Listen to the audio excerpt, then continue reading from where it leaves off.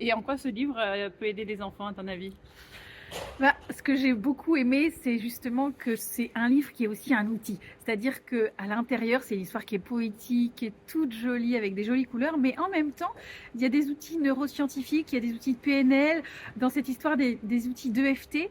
Et l'enfant, quand il ressort, au-delà de l'histoire, il a vraiment une phrase à répéter, il a comme un petit mantra pour apprendre à avoir confiance en lui, à repérer aussi les tensions dans son corps. Il y a tout un rituel, mais c'est pas dit de manière pédagogique comme on peut trouver dans les livres où à chaque fois il y a une page, faites l'exercice.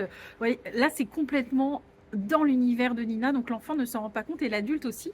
Et quand bien même, on apprend ensemble, on apprend en lisant avec son enfant. Et moi, c'est ce que j'adore. Si je te dis le mot confiance en soi, je crois que tu as un très très beau message qu'on a ajouté dans les pages Les sciences au cœur du conte que j'adore. Est-ce que tu peux en parler un petit peu?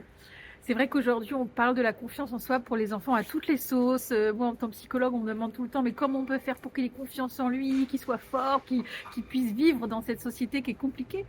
Mais à la fois, c'est aussi de se rappeler, et je trouve que c'est le beau message du livre, c'est que c'est pas juste avoir confiance en soi, parce que parfois on est petit, parfois on est fragile, et on n'a jamais confiance en soi totalement, pour toute la vie d'ailleurs, qu'on soit enfant ou adulte.